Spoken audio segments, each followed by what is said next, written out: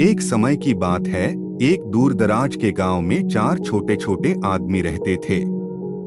ये बोने दिखने में साधारण लगते थे, लेकिन उनके पास अद्भुत शक्तियां थीं।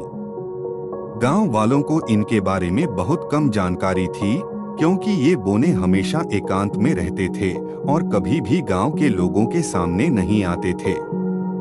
उनके घर गांव के बाहर एक घने जंगल के बीचों बीच एक पुराने पेड़ के अंदर बने हुए थे। यह पेड़ सामान्य पेड़ों से बड़ा और घना था और इसके चारों ओर रहस्यमय वातावरण हमेशा बना रहता था।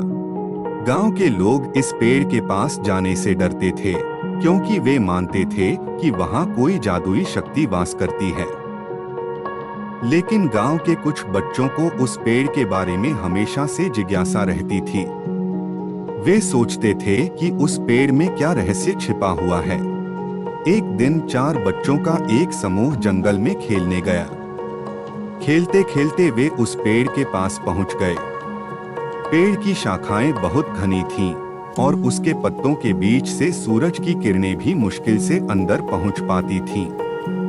बच्चों ने पेड़ के चारों ओर घेरा बनाया और उसमें कुछ अजीब खोजने की कोशिश करने लगे।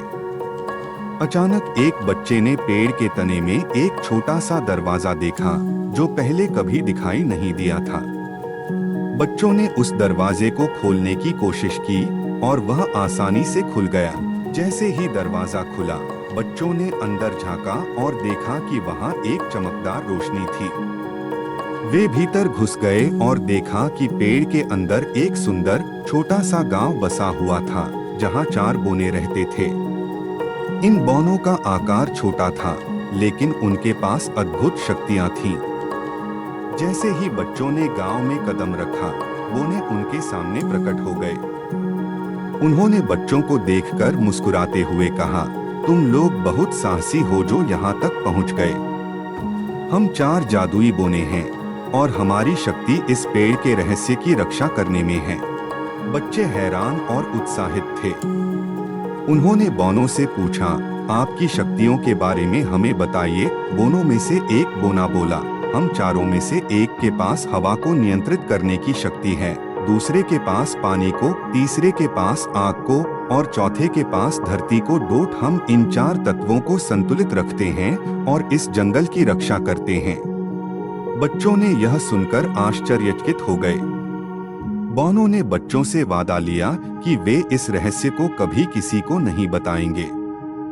बदले में बोनों ने बच्चों को जादुई वस्तुएं दी, जो उनके जीवन में कभी भी मुसीबत आने पर उनकी मदद करेंगी। बच्चे उन जादुई वस्तुओं को लेकर खुशी खुशी गांव लौट आए। उन्होंने कभी किसी को उस रहस्यमयी गांव और चार बोनों के बारे में नहीं बताया, लेकिन वे हमेशा उन जादुई वस्तुओं को संभाल कर रखते थे और उन्हें जब भी मुसीबत आती तो वे बोनों के दिए गए उपहारों का इस्तेमाल करते थे। इस तरह चार जादुई बोने और उनका रहस्यमय गांव हमेशा सुरक्षित और गुप्त बना रहा।